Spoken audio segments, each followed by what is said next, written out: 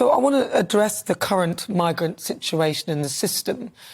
Why is the system simply not working? The biggest reason, almost the overriding reason, is that government policy has created enormous backlogs in this system.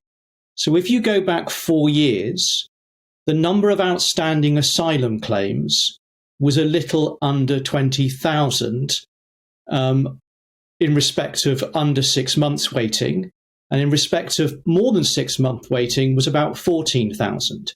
If you look now, the backlog has quadrupled overall, and those that are waiting more than 6 months, and in some instances much, much longer, that has increased sixfold.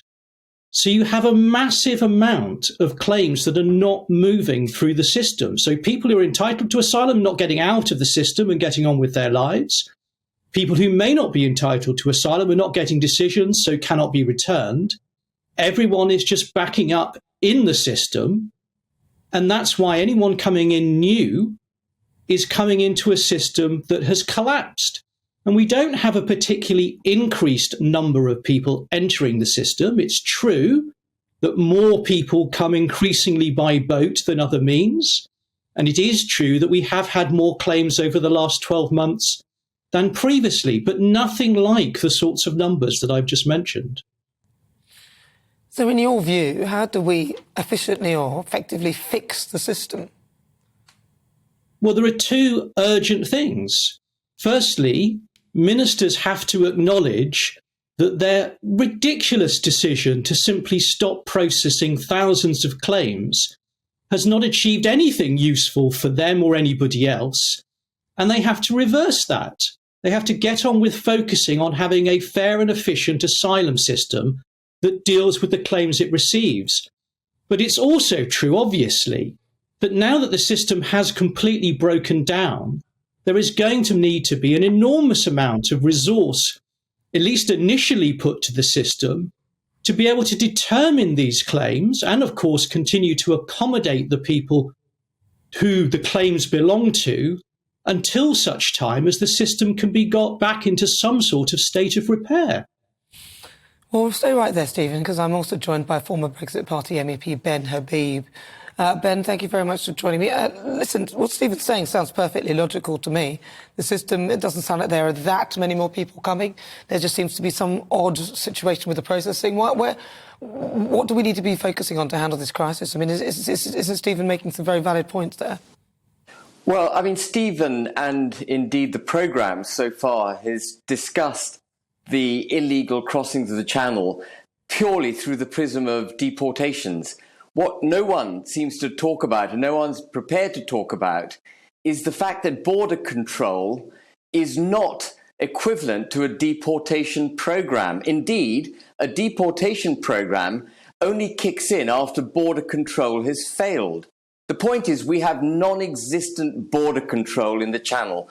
Border Force are not deterring and pushing these illegal crossings, the boats that are coming, bringing these people illegally into our waters. They're not pushing them back into French waters. They're not providing any deterrence. There's no physical, robust position being taken by our Navy and Border Force.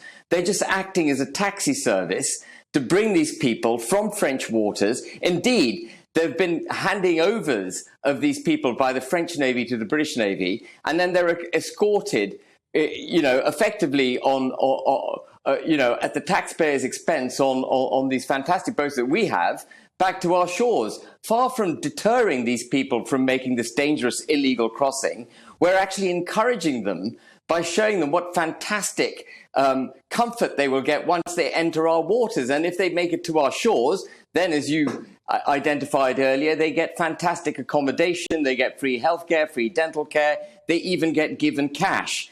Unless and until we're prepared to have a robust approach at our border, which is what Border Force is employed to do, we will not solve this problem. But it is eminently solvable. I completely disagree with Rishi Sunak when he says there's no silver bullet or overnight solution to this. It is eminently resolvable overnight. It requires Border Force and the Royal Navy to do its job. Well, listen, I want to bring Steve Valdez-Symonds in there because Stephen is talking about the fact that actually we're not processing them quickly enough or doing the proper work that we should be doing processing it. But Ben, you've gone back to the start of it and saying that actually the Border Force are acting more like a taxi service. What would your response to that be, Stephen? Well, the sad truth is that the last 4 years have been all about reacting to exactly the sorts of things that Ben has said in trying to increase deterrence and policing and punishment of people in the hope that somehow the people who do seek asylum in the UK will go away, and they don't. And the reason we haven't done any of that, Stephen. Can you give an example? The reason they don't go away is nothing to do with our asylum system being any more attractive than anybody else's. And as anyone can see at this moment in time, its complete state of disrepair is awfully treating lots and lots of people.